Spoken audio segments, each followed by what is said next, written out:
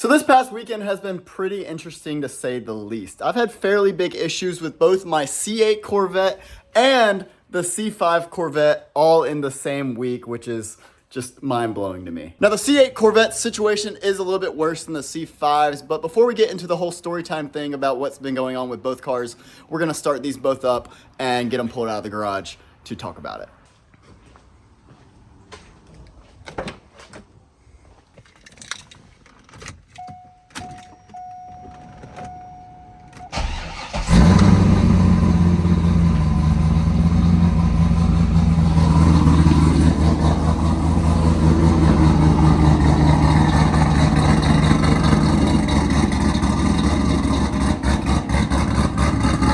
Man, she's chopping hard right now. Woo! All right, let's get this thing all backed up out of here.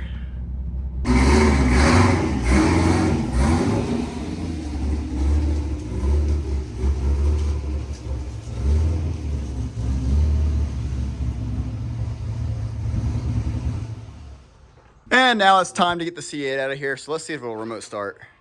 Nope, we must have a check engine light. Nice! Manual start it is. All right, super loud.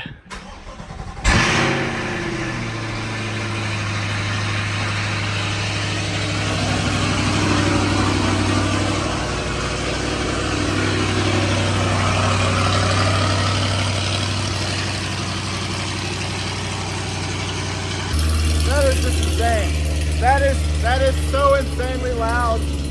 The cold starts on the C8. There's just nothing like it. Oh, but now, I mean, it kind of quiets down a little bit after about 30 seconds of mayhem.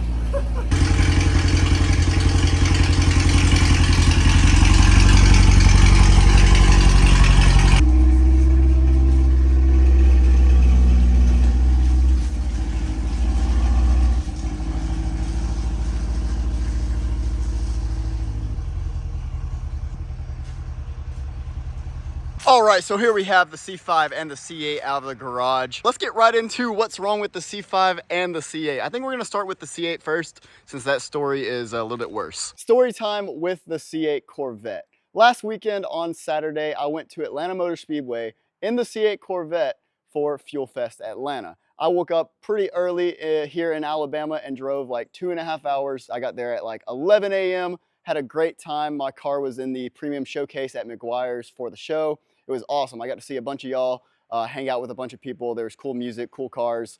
I absolutely had a phenomenal day. The car drove perfectly. Nothing wrong with it, as it usually does. You know, it has 16,000 miles, so you don't really expect a car with 16,000 miles, that's a 2023, to have any issues. You know, you just get in it and drive. Near the end of the day, it's like 8 o'clock. We start to get ready to leave. You know, everyone's packing up and whatnot. It's dark. I'm exhausted. I've been standing on my feet for what, 9-10 hours. So I'm just ready to get home. So we start driving home 2.5 hours back to Alabama. So we're like an hour into our drive back home and we still have an hour and a half left. Well, I noticed that the heat is no longer blowing in the C8. And I'm like, that's weird. Did my girlfriend or something change, you know, the temperature to cold or something? I look over, it still says high. So I'm like, oh, that's not good. I look down at my temperature gauge and it's reading 205 degrees. 205 degrees is not that hot, but the C8 almost never runs at that temperature. It's usually around 170, 180, maybe 190 on the warmer days. So I was like, that's a little bit weird. Well, next thing I know, it shoots up to 225 almost instantly. I'm like, oh crap. Well, I start just hauling across the lanes, trying to get ready to pull off on the side of the road. And as I pull off to the side of the road, like where I'm gonna be preparing to basically emergency stop, I look down again and the coolant tip is now at 256. And I'm like kind of freaking out a little bit. You know, I'm a mechanic. So I'm like, oh, you know, around 250, 270, you can start having some engine problems. So I, you know, quickly turn off the car and I'm just preparing for the absolute worst. So obviously the C8 Corvette overheated on us. It's like 9:30 at night in the middle of the interstate, right outside of Atlanta. I mean, it is just not a good position to be in. I get out of the car, there's, you know, just cars flying past on the side of the road. It's really not perfectly safe to be there, but I had no choice but to pull over or, you know, risk even more damage than whatever was potentially happening. So, you know, I obviously get out of the car and I come around the back of the car to get ready to pop open the hatch and look for a coolant leak, because that's what I was expecting there to be. A huge coolant leak. I thought maybe we busted a hose off and just all the coolant went down onto the interstate. To my surprise, there was not a single drop of coolant or water anywhere on the back of this car, which really had me confused. So I start kind of freaking out a little bit. I start checking up here where the radiators are in the front, because they have like long coolant lines that run all the way down the vehicle to get to the front radiators and whatnot. There's just so many places that this thing could leak coolant. So I just went and checked everything, looked up underneath the car, and I just couldn't find anything. So I was like, why did my car just overheat right now? Whatever. So I let the car cool down to like 170 degrees, and there was a gas station like 1 mile away, right off the exit of the interstate. I turned the car on and I just haul all the way to the gas station as quick as I could. Now, once we get to the gas station, I pop open the hood again, and then I start looking up the coolant burp procedures, because I was like, well, if we don't have any leaks, assuming that all the parts in the car, like the thermostat, and there's no head gasket issues or whatever, please, I really hope not. I was like, maybe there's just an air bubble in the cooling system that caused this car to overheat. So I started doing the coolant burp procedure on this car, and it took almost half a gallon of water from the gas station. We just got it out of the bathroom. We just kept on going in there with a little smart water bottle that was like a quart each. So we just went in there and just got it, bam, poured it in there while it was running, revving it up, trying to get all the air bubbles out. And there it took a whole half of a gallon of water to, you know, get up to spec or whatever, which was really, really strange, because the last time that this cooling system was open, the only time it was ever open, was whenever my front bumper was replaced and I had a radiator in the front also replaced from a tire on the interstate. That was over a year ago. A year ago, guys. So either that little air bubble in the cooling system was there for an entire year and just finally caused issues and caused the car to overheat, or we have a leak that I just have not noticed whatsoever, or we have a bad head gasket or a stuck thermostat, or we just have some kind of cooling issue. I have no idea. All I know is that it took half a gallon of coolant or water to get this thing back up to spec, and I have never once seen a leak from this car, and I'm very meticulous about this car. So now eventually we left the gas station and started on our hour and 30-minute drive home. I stayed like 60 miles per hour in the right lane on the interstate the entire time, and I just wanted to be ready to pull over at any moment, because I was honestly scared that this car was going to overheat again. Thankfully, we made it back home and all was good. I've driven it one time to the store since then, guys. I've been monitoring the coolant a little bit, letting it idle and whatnot. There seems to be no more air in the system.